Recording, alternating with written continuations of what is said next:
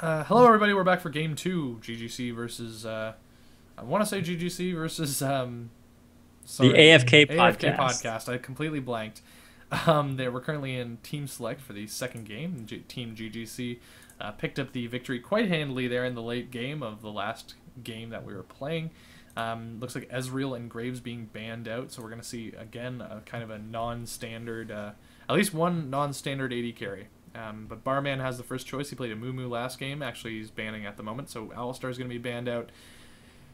And actually, we've switched sides so that the Team AFK podcast is going to be on the blue side. We're going to be on Barman, Kizzy, Red Kami, Wanster, and Moloen. Facing Team ggC is the purple team is Reckern, Cheval, Forak, Ponophobia, and Chira Jaden. We did have, I forget who was our Caitlyn last game, but he had to leave. Diana being banned out as well now. And we just got one more ban each team. I'd be surprised if they didn't try to target ban out. Well, they're going to ban out Blitzcrank instead of that Jace that Mr. Ponophobia played to great effect last game.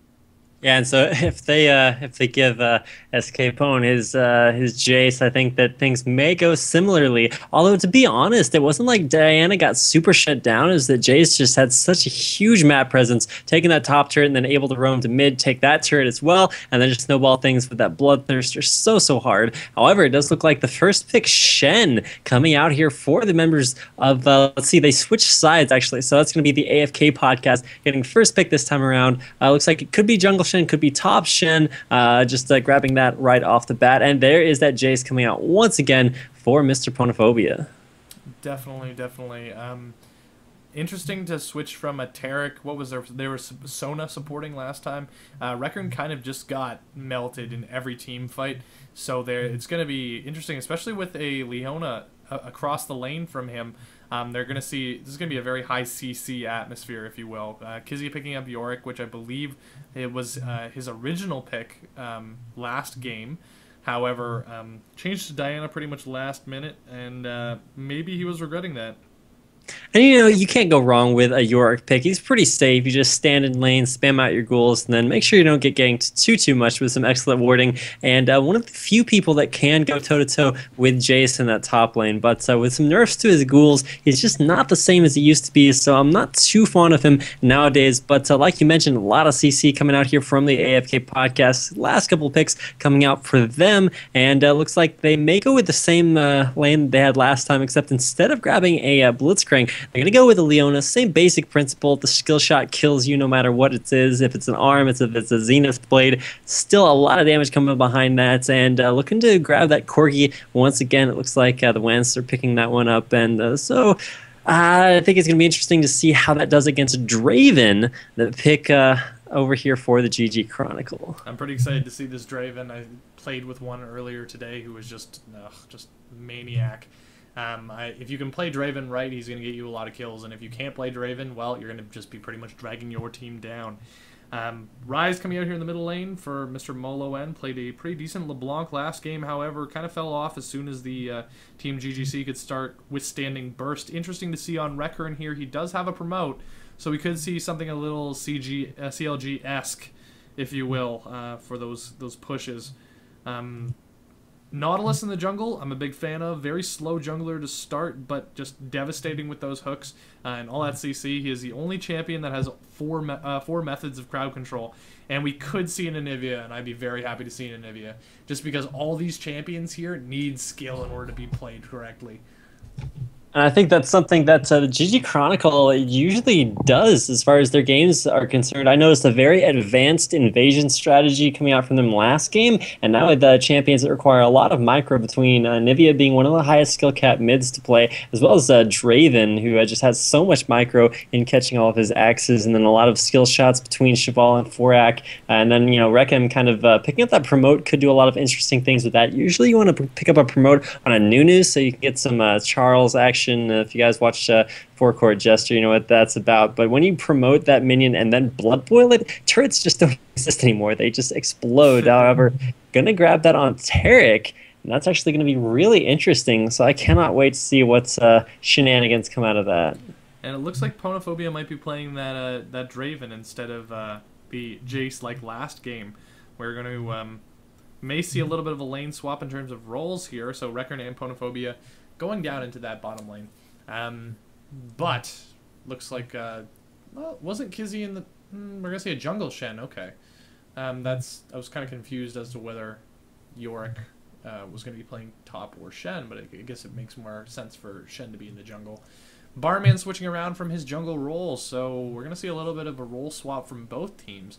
Barman was playing a Mumu last game, managed to get first blood on Shyvana, who was being played by Mr. Forak. I'm glad to see I think there's only like 1 or 2 common champions here from the last game. Wanster playing Corki and Jace, but not even being played by the same person. So I like to see when compositions are kind of switched up. I don't like seeing the same teams for both games. Yeah, I think that it'll be interesting to see if Shira Jaden can do the same things with Jace that Ponophobia did last time around. If he can, live up to the standard that's already been set before us here. Well, at the same time, it's like when you bring a new player in, they may be comfortable more playing a role that you can just switch to another one. So at the same time, we may see like not necessarily standard being lived up to, but just like that's what he's more comfortable playing.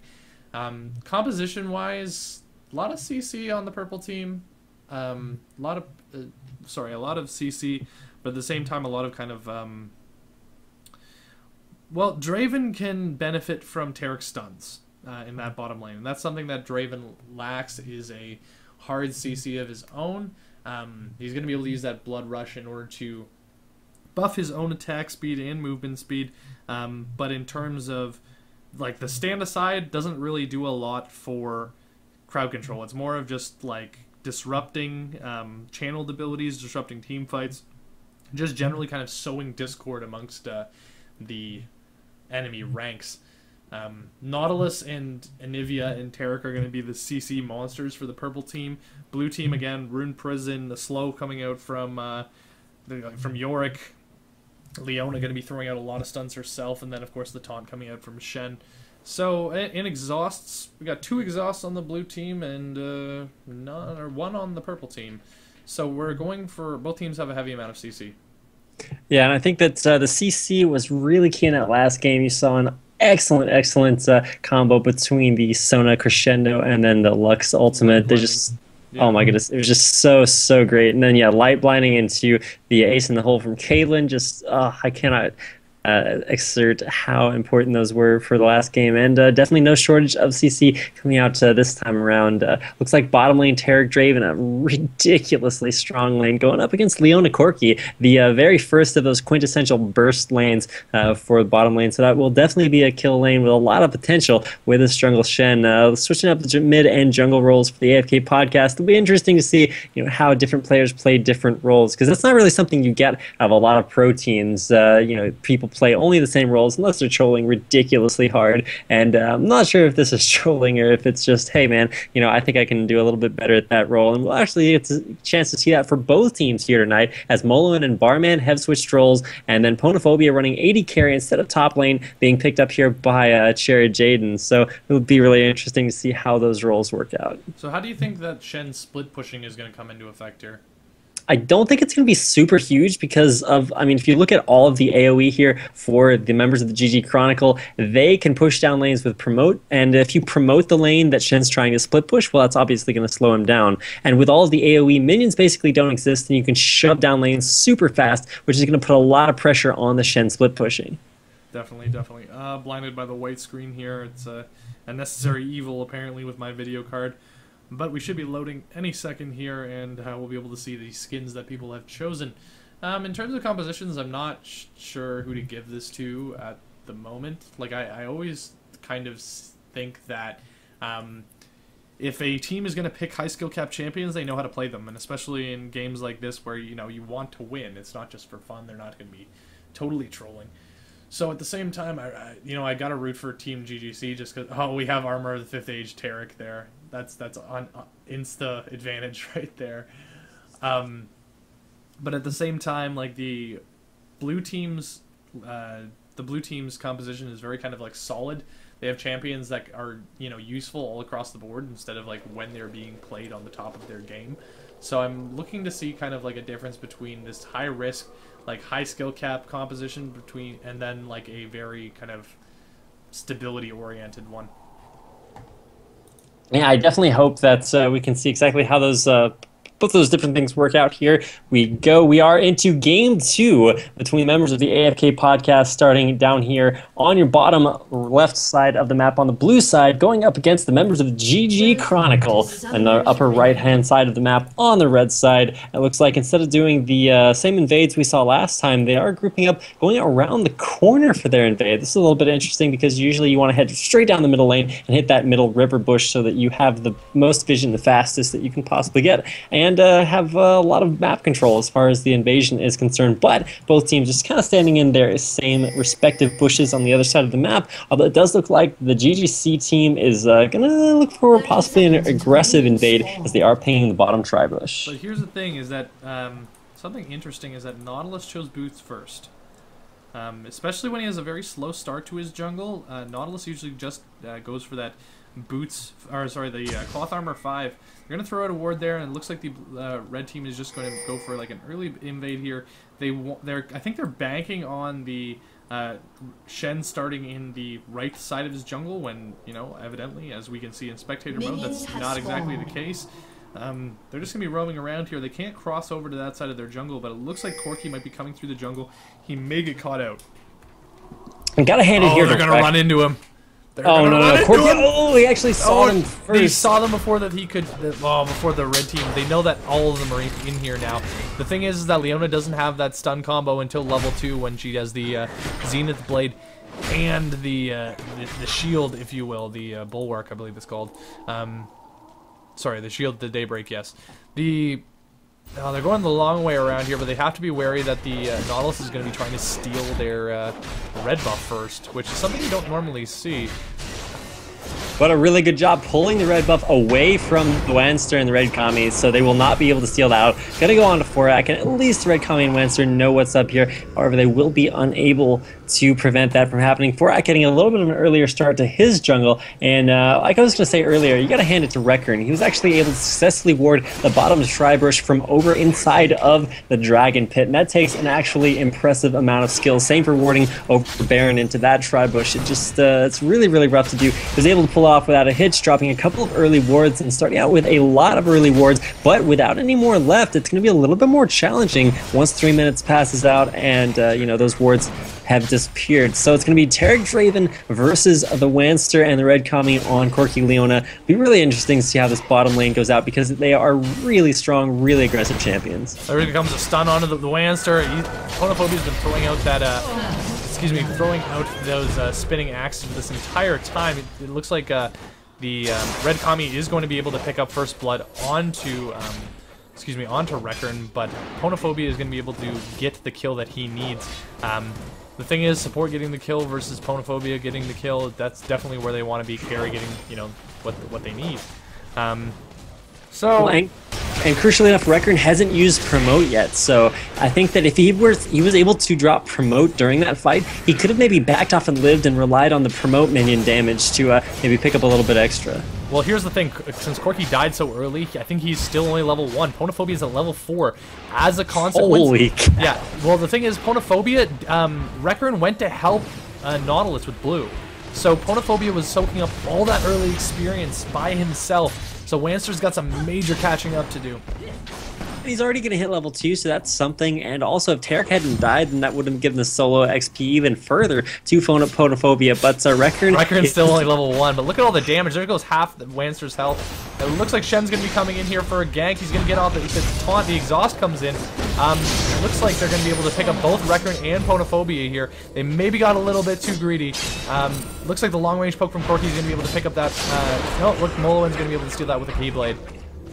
Yeah, and so a really great job there from Moloin, able to come in there at exactly the wrong moment. And if you look at the ward coverage here from the ggC Chronicle, they placed that early ward in the tri-bush and then really weren't able to have a lot of extra, you know, coverage there, which just allows Shen to walk down and pick up that easy couple kills there for the members of the AFK podcast, starting out here really strong, 3-1. Now he's just camping out and see if he can pick up Cheval at middle here. He's going to be able to get the taunt off. Maybe, yes, he actually does hit it. Max range taunt landed. There's the snare. Will we get the egg? Actually, no. No egg landed. He flashed out of that rune prison and then was able to throw off a Flash Frost and a Frostbite combo onto Moloen. Still a relative, maybe just coming around here. Maybe not. Are we going to see round 2? Nope, just a little bit of extra counter jungling here from Moloen. Not great at a lot of AoE theory, but bottom lane, oh my goodness, Ponophobia getting a successful gank there, if I can say that word correctly. And a second kill. And a second kill.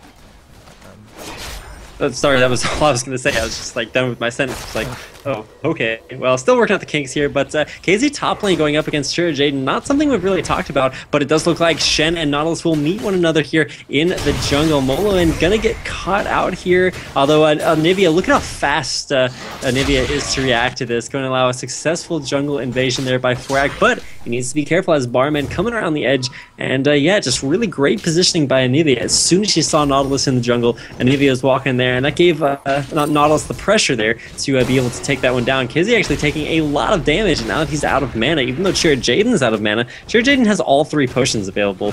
So that's going to be a really rough lane from now on for Yorick. Definitely. Now he's leveling up to level 6, going to be able to throw out a little bit more damage.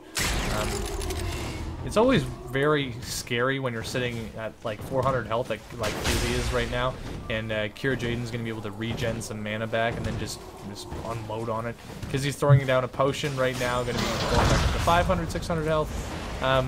Then leveling up is going to help as well, so he is sitting around half health at the moment. However, it looks like we may see a little bit of initiation here. Taunt from Moloen, but nice hook! Now, Forak getting a perfect counter initiate there from well, I guess more of a counter gank, but able to hook in Foran and just push him out of that lane. I mean, when you look at how that gank was supposed to go down, you're supposed to land a max range taunt, you're supposed to get a Zenith Strike into Shield of Daybreak, and then with a lot of damage coming out from the burst from Corki, that was exactly the way the gank was shaped to go. But once that taunt didn't land and once Nautilus showed up, everything just went wrong there for the AFK podcast, and they were unable to pick up any kills, and now it's sitting at 3-2, but could we see the red combi going again? Lands the Zenith Blade, and with Shen coming back around, this is exactly what they were trying for the first time around. Ponophobia will fall, but unfortunately enough, Record he's angry about that one. I think he's angry about that one. He doesn't like the camping. Well, that's not even the problem. I mean, the camping was interesting, but it wouldn't have worked if there were, any wards here from Record. So as great a job as he's been doing throughout the early stages of this game, the ward coverage is just really killing this bottom lane. Definitely, Shira Jaden pushing up very decently here. Again, he's got ggC down to a low amount of health, maybe about 400 health at the moment. Just going to be hammering away at those minions right out of tower range. And I think rather than looking for a gank here, Forak is looking to take this top turret because they know that ggC's low, so if he stays, he's going to die. If he leaves, he's going to lose his turret. So this is something that's going to be really, really painful no matter how it happens. There's the acceleration from changing ults. Will ggC take the full brunt of that shot blast? Yes, he will. There's the flash, the counter flash, no hook from Nautilus. The hook was heartbreaking there. I really wanted them to grab that hook. I would have loved to see Forak flash first and try for the anchor grab instead of seeing Shira Jaden flash for the obvious counter flash from Yorick. Forak's only level 4. Forak is only level 4 when literally everyone else in the game, except for Record, who's sitting at 5 at the moment, just level 5. Or just hit level 5, rather. It looks like they're going to go for a blue steal here, but the thing is if... Record taking a lot of damage bottom lane, getting DPS. There is Gatling Gun, will get taken down there. Red Kami able to pick up the last hit on that kill, but like you're talking about, that blue buff, Moloen's getting dropped down dangerously low. Will this be a kill here? He's gonna ult himself and or he's gonna ult Moloen just so he does not die, but he actually lives. Wow, and the counter kill coming in there from Barman. Shira Jaden getting taken down, and that was such a huge turnaround. Just as soon as Barman showed up, just everything went horribly wrong there for the GG Chronicle. It looks like Barman's just going to clean up those small lizards rather, and he's going to pump a health potion, head back to middle lane. So for all the dominance that the GG Chronicle had last game, it looks like the consistent ganks from Shen and just the utility of their team is what's winning them this game.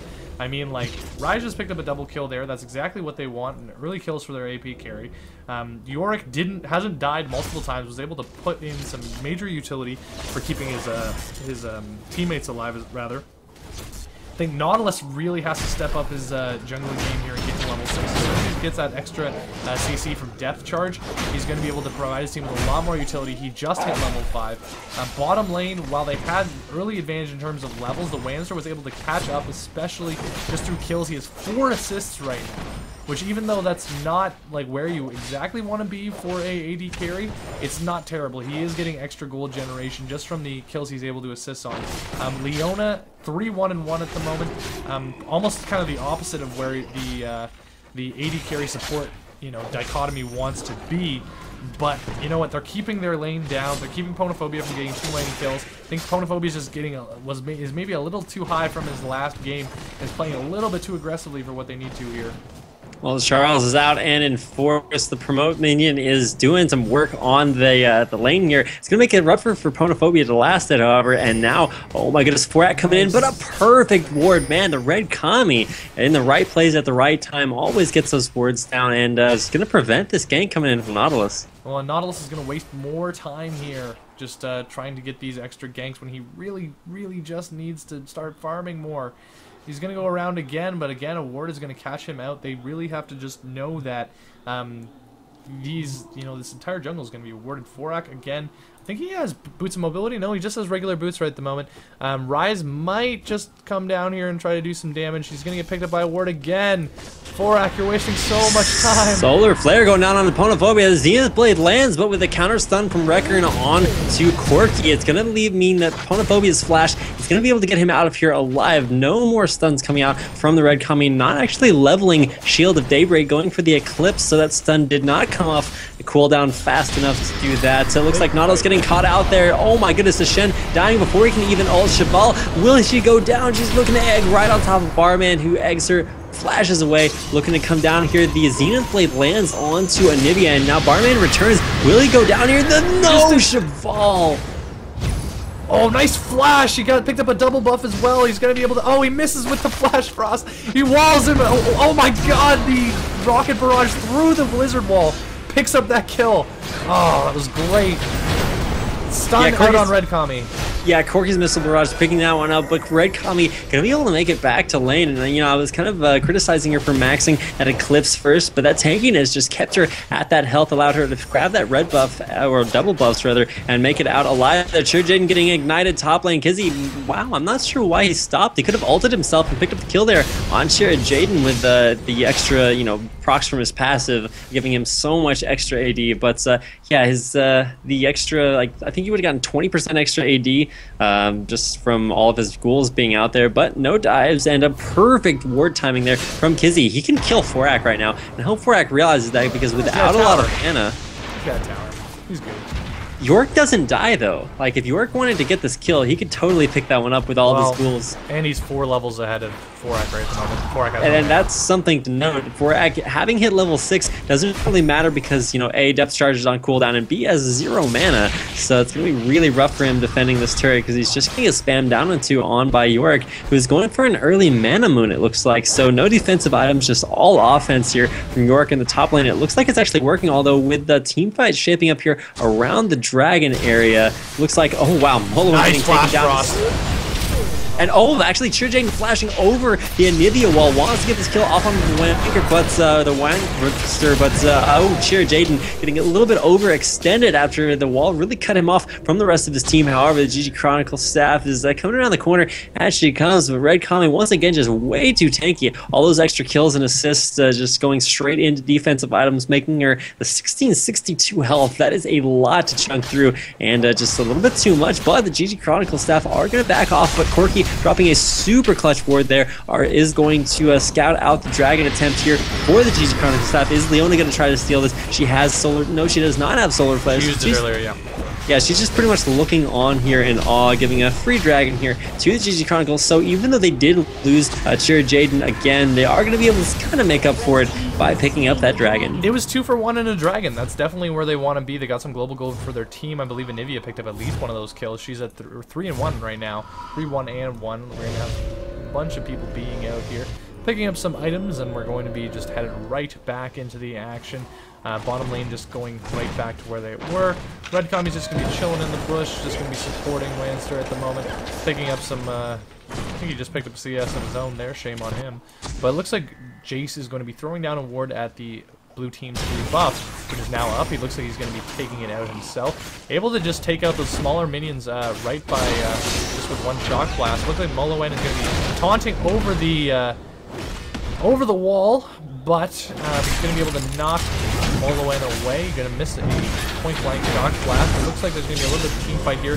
Borak was able to steal the blue buff. Depth charges coming out, however. Rise doing a lot more damage than Jaden is. Here comes the Nivea Flash Frost on 3 members of the blue team, and a wall is going to prevent them from catching up.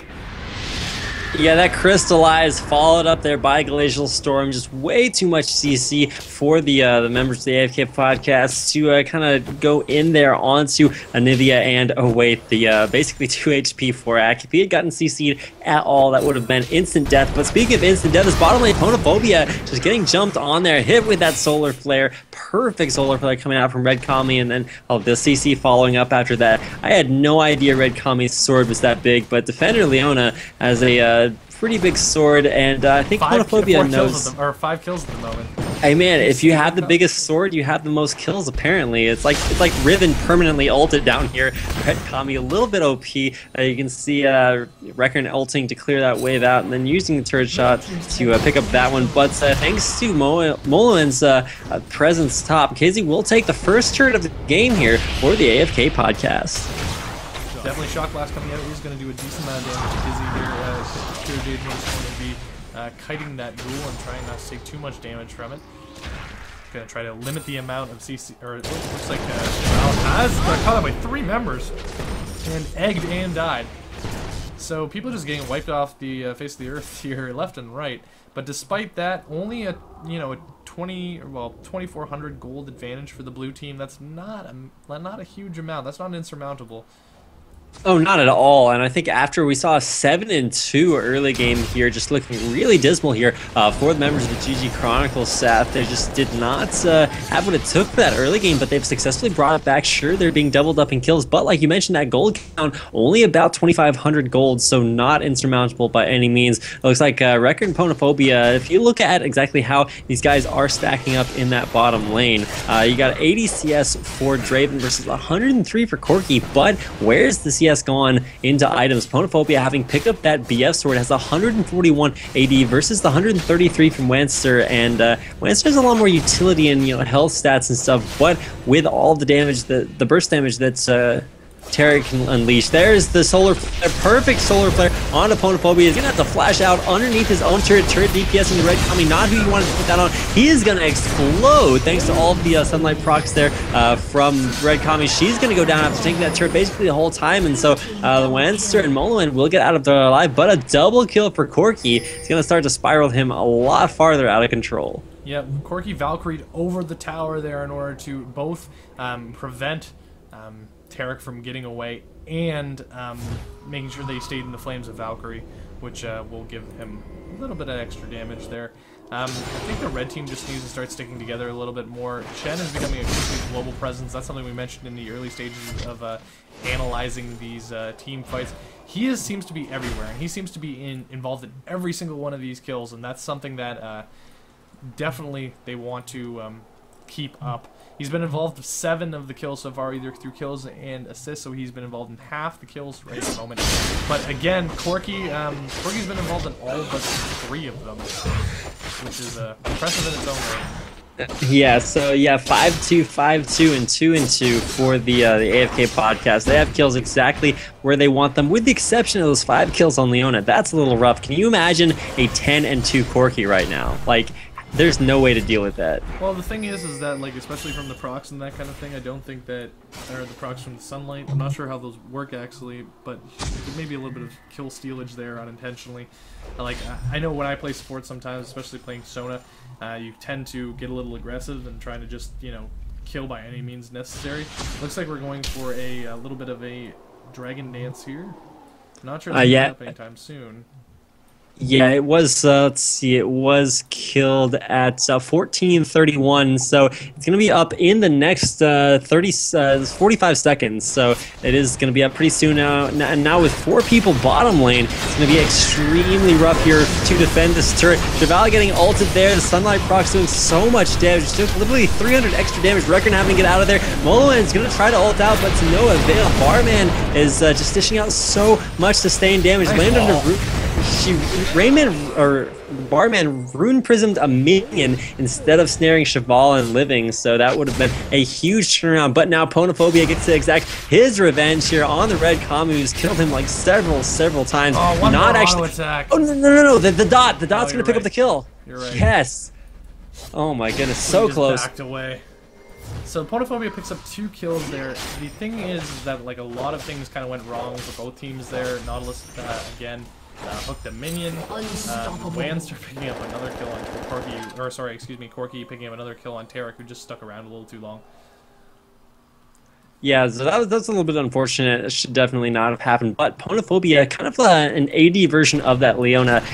Although his damage is a self dot. That's when you do drop that down. Oh, actually, he's actually going to miss the stand aside onto ggC. Going to turn around thinking about that, but then realizes, hey man, Anivia's there. She does a lot of damage, and that's the great thing about Anivia. She's almost impossible to shut down in that she is always 100% effective at killing minions because she doesn't scale with champion kills. Like minions will level up, sure, but they're always killable by Anivia, and that's really her job. It's like you just kill minions over and over again and make them not exist, and then you realize exactly how strong those minion waves are. And it looks like we're gonna see another dragon attempt here almost as soon as it spawns for the AFK podcast, and they're really gonna be able to take this down without a whole lot of contestation here from the GG Chronicle. Oh no! Borak again.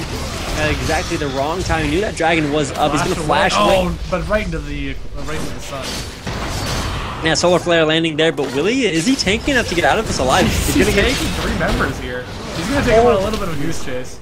But ggC's Omen of Famine able to pick up that kill underneath the turret, and that's going to be a kill and a dragon here for the AFK podcast. And even though I said things were relatively close, or far apart early on, got closer, they're starting to widen. The gap is at least 7 kill advantage, 1 turret advantage, and I mean, you did see the GG Chronicle staff, Shara Jaden, take down that top turret, but Draven ulting the bottom lane for a little bit of extra CS, and now it's really going to be the test of can you actually stand up in a 5v5 team fight, because Baron's up, middle turret's going to fall, and once you lose your outer lane, your outer level of turrets, that's pretty much the end of the laning phase, and that means that the Baron is going to be a much bigger option here, and the AFK podcast definitely in the position to contest that.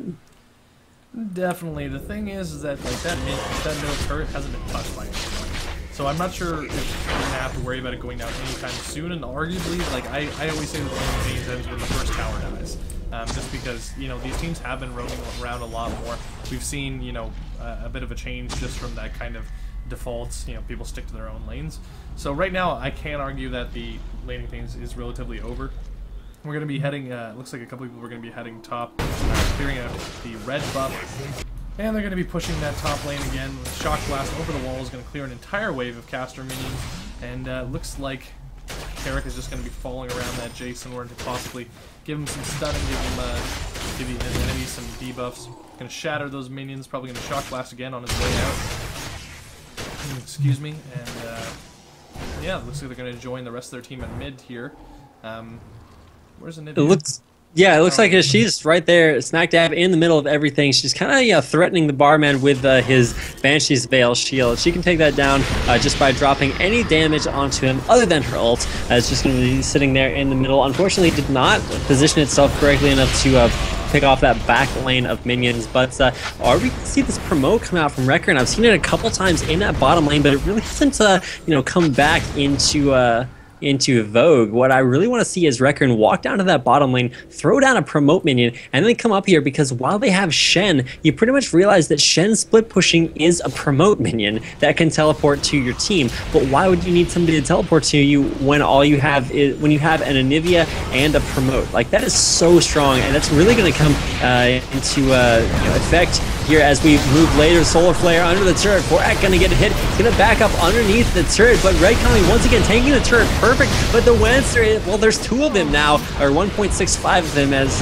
you know, Yorick ult gives you 65% extra damage. ggC's gonna fall eventually. He's not under the effect of his own ult, and there was Jace shutting that one down again. But 2 Wancers just dishing out unreal amounts of damage, picking up 3 kills underneath the turret. And Red Kami didn't even die there, although here is the counter. Cheer Jaden up once again, able to come in there and Shock Blast. Will it pick up? Oh my goodness, the Wancer narrowly dodging Shock Blast there. You were talking about Tarek just running down and promoting. The thing is, if he did, he wouldn't be in a position to help his team fighting. Like, Tarek just doesn't have the mobility to do that, and especially with that teleport. Nice taunt on 2 members of the red team there. Cheer Jaden. He's going to be able to shut down Corki, but Moloen is going to be picking up back kill as well. It looks like there's another Solar Flare down to Cheval.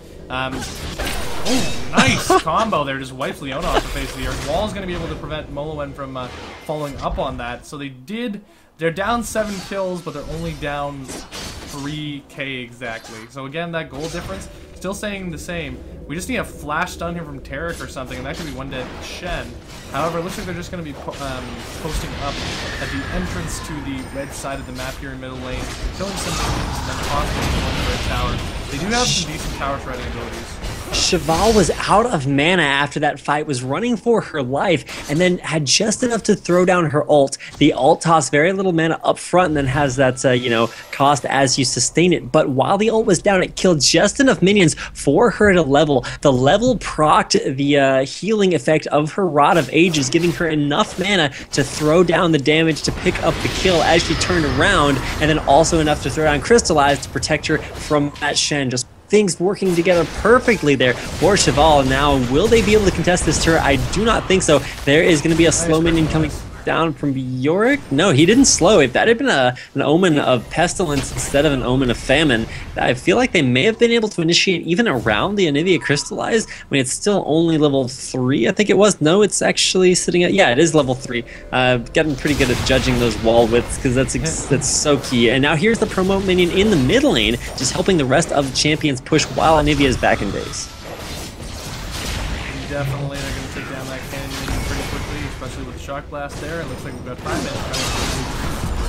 We're waiting for that Anivia to come back. Looks like Leona is going to be caught out by the ward, but that Oracle's Elixir is going to allow her to take it down. Going to eat a Shock Blast to the face. And yeah, so she's going to be able to take down that ward, but something I'm really curious about is that SK-Pwn's gone for a Bloodthirster on Draven instead of that Infinity Edge. Now, if you know anything about Draven's passive, it scales off of how much critical strike chance you have. The more crits you get, the more bonus damage it does, and it's basically an extra like 1 or 2 auto attacks. It gives you 82 extra dot damage, and so that's just really, really strong. However, he's going to get some crit from that Zeal, and then will eventually pick up that Infinity Edge a little bit later on, but just so much damage coming out of Ponophobia. He's got so many steroids, and then once you get the armor shred from Reckern in the middle of the enemy team, that's just unbelievable amounts of damage that he can dish out. So if they protect him, I want to take a little bit of a moment here to highlight something from the AFK podcast. What's the first item in almost every single one of their item slots? It's wards. And if you look at the ward coverage, it is absolutely immense here. They see absolutely everything that they need to see, and that's really been helping them out through every stage of this game. That's all. Well, they can see Dragon. They've got one over by the upper bush there, and I believe they have one just over here at this the tri-path. Then we go over to the red side. They've even warded their own. They've warded their own jungle just because they don't want to see any invasion. It looks like we're gonna see a little bit of initiation here. They walk rocket barrage. Separated from the rest of the pack. This side. Separated, however, Shen in the middle of everything is going to just be able to take away as much not control. Wow, geez, triple kill coming out from Chevelle. He's going to be going toe-to-toe with Barman. We're going to be falling over. It looks like we're going to see it. There's 4 kills for Anivia. So that was a 4 for... Oh my god, taunt over the wall! But the heal from Tarek manages to keep it in there. It looks to be the ace right there. Got a little bit greedy, Moloen, and look at that. It's 5 kills for Anivia.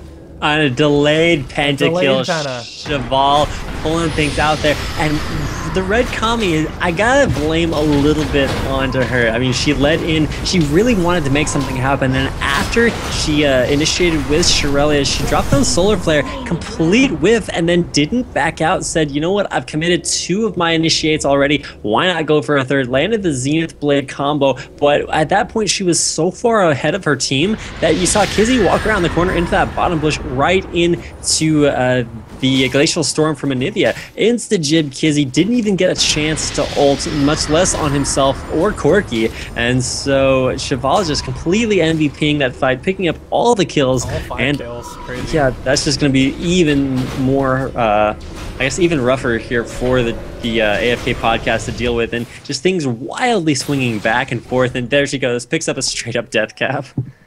She did have a needlessly large rod. Hold on. Excuse me. She did have a needlessly large rod on her person at the time of her going back, so she just needed to finish that blasting one and then buy the rest of the death cap. Interesting though is that she has a double buff, which is going to help her going to help her farm a little bit more. Going to be able to Glacial Shroud down, or sorry, not Glacial Shroud, excuse me, Glacial Storm down all of those excuse me, minion waves. Having a little bit of allergy problems here, apparently. But what was I was gonna say something random. Looks like we're just going back to a straight kind of team fight over here. Nice stun over on the farm. Yeah, able to get the stun in through his Banshee's Veil. What you do is you wait until the damage proc from your Flash Frost breaks the barman's Banshee's Veil. You make it go past him and then get the AoE effect from the stun instead of the point blank. What's Red Kami doing? It was like 4v1 there. What's Red Kami doing? Rise. Yeah. Rise getting caught out by the spinning, or not the spinning, but rather the excuse me, the whirling jab. Going quite low, but managing to get him with his life. However, looks like it's going to be a negotiation underneath the bottom, or middle turret. Busy just getting melted again. Looks like Red Kami's going to be next in line. Forak has really been using those depth charges at literally point blank range. I think he's missing the point of that ultimate entirely. Well, I think the point of that whole situation was that the AFK podcast thought they had a turret. They didn't, because that turret was so low that by the time the minion damage caught up to it, and that huge promote minion just was that extra 6th man under the turret and helped push that down. Turret died at absolutely the perfect time to give the AFK podcast the false reliance in that damage and just allow everybody from the GG Chronicle to just steamroll them underneath that turret. And so when you think about things, there's 6 kills here on the support Leona. So sure, she has a lot of items, but when you take away those 6 kills from the game, you realize that the GG Chronicle, with massive amounts of kills on Anivia and Jace, are just so much stronger right now. There's the Frozen Heart picked up by Nautilus, so he's going to complete that. I mean, there's one on Yorick as well as one almost completed on Leona, which is going to be a little bit redundant. Things looking extremely good for the GG Chronicle for the first time all game. They got a gold lead, and they're even in towers, but they got a gold lead about 2,300 gold. Not a huge deficit, because we've been really working with like a 2 to 3k gold advantage for most of this game for either team. And now, for the first time, it's swung back towards the red side of the field instead of the blue side. I believe that was just started off with Anivia getting those 5 kills. Yeah, that 5 kills was a huge swing around in favor of the GG Chronicle, and now it's up to them. They got a blessing from above here, and they are going to have to use this to the best of their ability, because if they throw this in return, there's not going to be any coming back. When you get this late in the game, the things start becoming much more valuable, much harder to come back from, and the Barman's going to be able to clear out this mid, but it could be a Baron, and that's why Baron exists in the game. The Baron is the game over button, so are inhibitors to some extent, but when you fight around Baron, you either give the other team a free super buff, or you I think I once saw it estimated at about was it about 8,000 gold worth of bonus stats that you just like hand them for free if all 5 members get it. But not sure if they're going to quite give that much away, because I think that Baron's going to be really essential whichever team picks it up. I think they just know that Baron is warden, considering the massive amount of wards that they've been either falling prey to or running across with the oracles. Definitely. So I don't think they want to go through it right now, because they know that no one has an oracles here. No one's able to see those wards around Baron. I think they'd rather not fight underneath Baron and then even for age that Baron debuff, which is kind of, oh, there's a promote million, so I know it's going to delay them by a couple seconds. It's going to allow Powerful to join the team. He's going to throw out that Whirling Destruction tank. ggC is going to, that looks like a little bit of a flanking maneuver here from Mark. He's going to find out however he's going to slow Redcon. Redcon's going to get caught behind the crystallized wall. There's another kill for, nice grab! With there's the depth charge at point blank range, knocks up 2 members of the blue team. Lancer is able to get ulted by York. He's got to turn around and start doing some damage. However, Homophobia is going to die to ggC. Now it looks like Molowen and the Ghost has worn off the Corki, so it's going to basically be Barman all by himself here. Molowen is too far away. And it looks like Jace is batting for the skies, batting for the fences. He's going to pick up the kill on Rise, and there's the ace from Cheval. No Baron needed.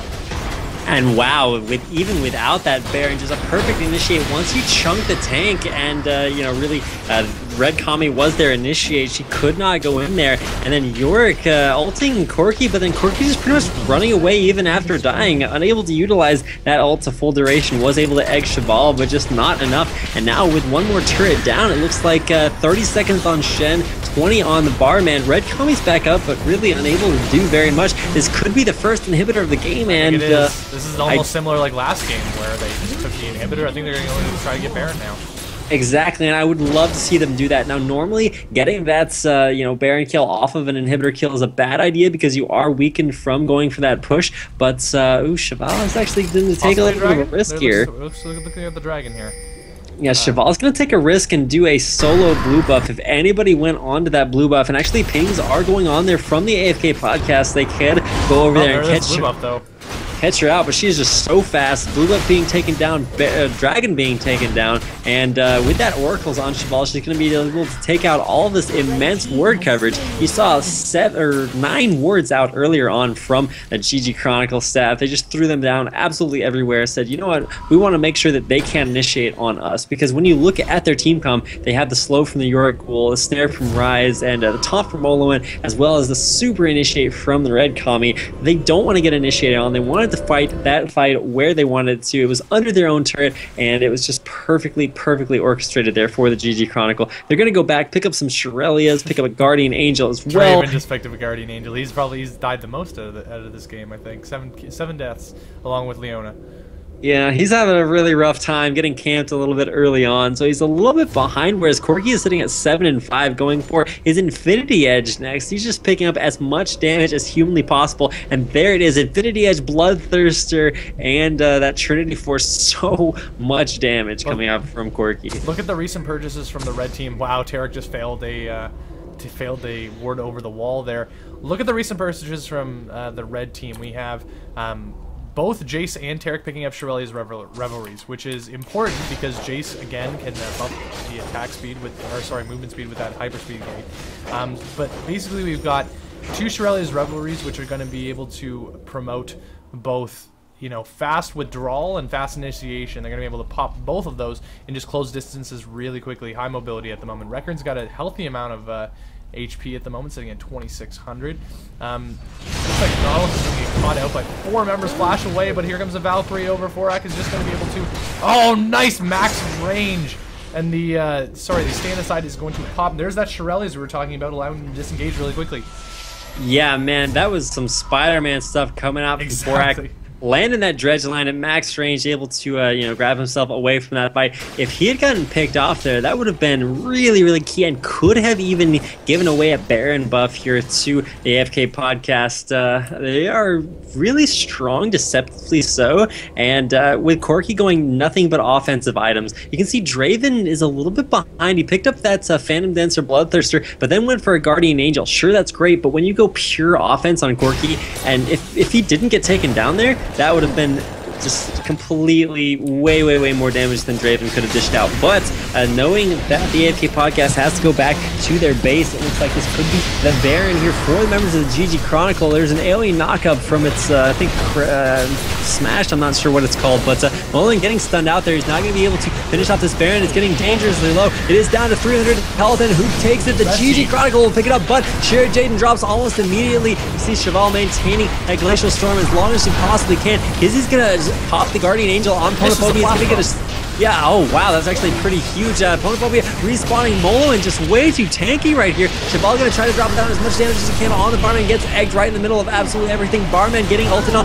by Molan, and really Ponophobia unable to get in on that. He's gonna be the only member of the GG Chronicle left alive, and only member with that Baron buff. So something you gotta remember is that, like I was talking about earlier, the Lannister went 150% offense, just stupid amounts of damage, didn't get picked off during that fight, got ulted there by Kizzy, and just so much damage from Corki during that entire fight. In that little clumped up area, the AoE was able to get out. He literally hit every single missile, and when you have 347 AD plus crits plus Sheen procs, that is way too much to deal with. Well, the other thing is that the red team had only recently killed Baron enough that they still had to deal with the debuff coming from Baron.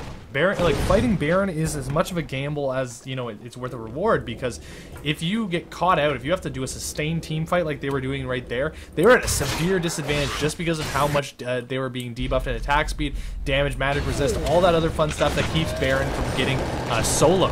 So blue team is going to have an inhibitor respawning soon, but they weren't able to capitalize on that Baron fight as much as they could have in terms of either taking an inhibitor or taking a base turret, just because they didn't have any minions.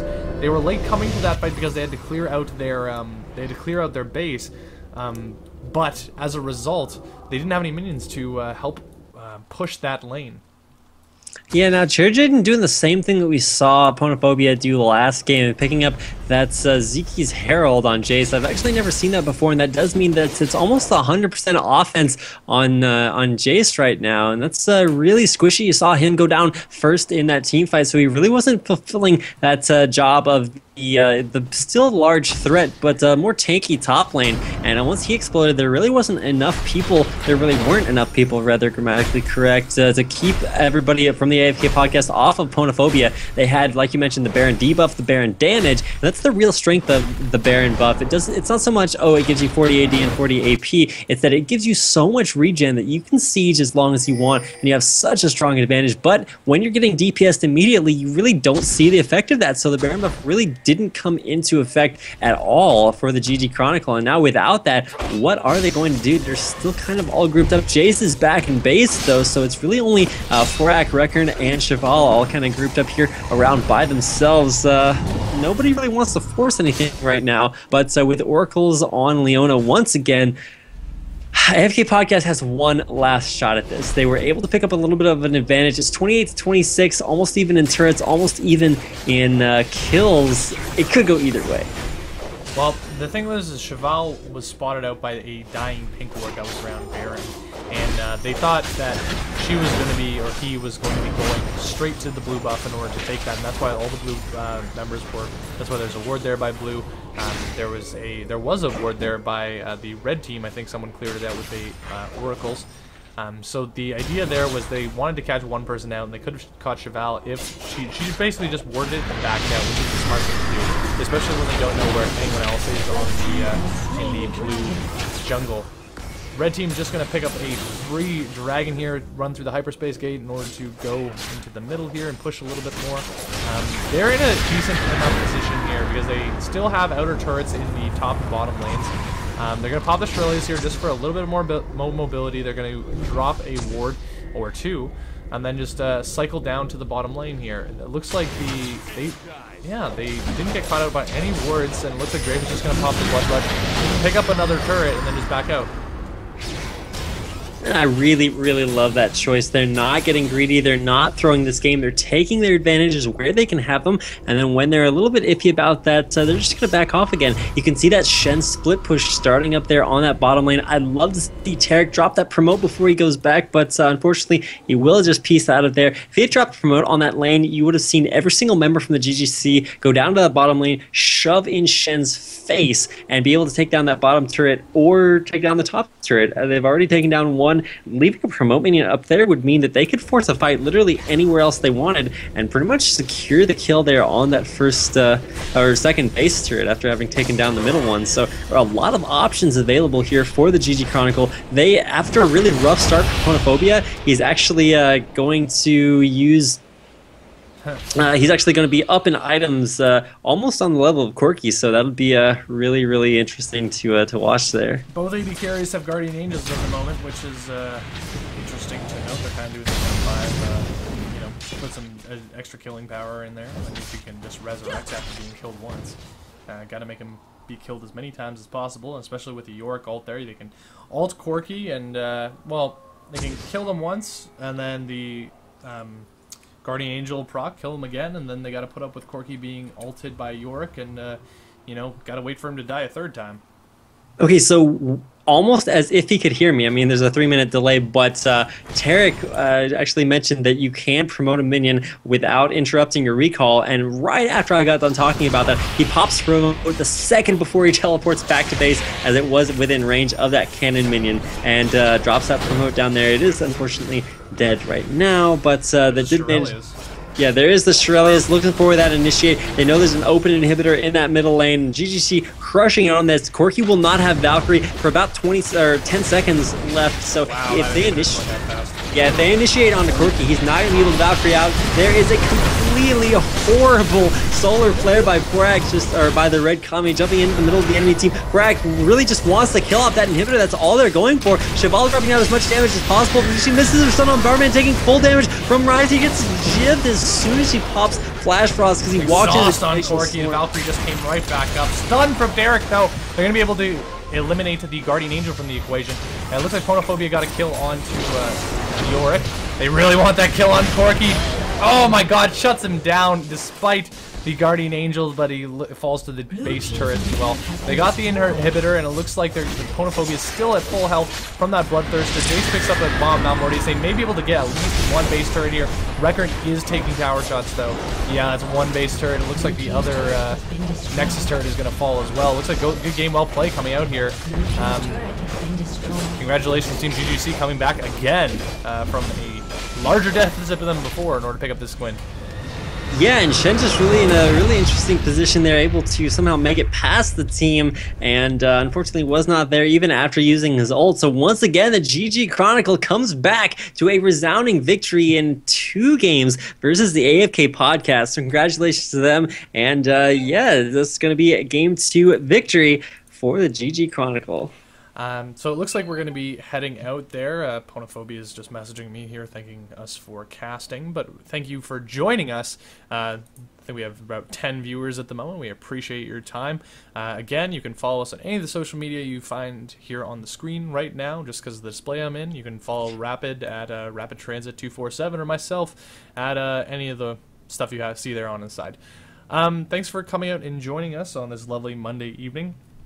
Again, you can check out the AFK podcast on iTunes. You can follow, or you can check out the Trinity Force podcast, I believe, on Stitcher Radio on Android and on iTunes. And you can also check out ggchronicle.com. I think that's all I have to do for the plugs. If you want to say anything, go for it. Yeah, like Matt says, just Twitter at Rapid Transit 24/7, Facebook at Rapid Casting, and then if you're interested in scrims between all the top North American teams, as well as popular tournament matches that I happen to cast, check me out on YouTube at youtube.com/RapidTransit 24/7 with a 1 for the I in transit. So thanks for watching. I really appreciate you guys stopping by, supporting esports, GG Chronicle, and the AFK podcast by checking out this little bit of friendly League of Legends scrim. And hopefully you guys enjoyed Matt and I casting. Thanks to everybody for coming out tonight, for just setting up this scrim. I know shout out to SK Pone, aka Ponophobia from GG Chronicle, for kind of setting this up ahead of time, hooking up Matt and I, and hopefully presenting you guys with some awesome League of Legends action. Yes, sir. Yes, sir. I'm just going to stop the recording, but thank you again for joining us. Have a great night, everyone.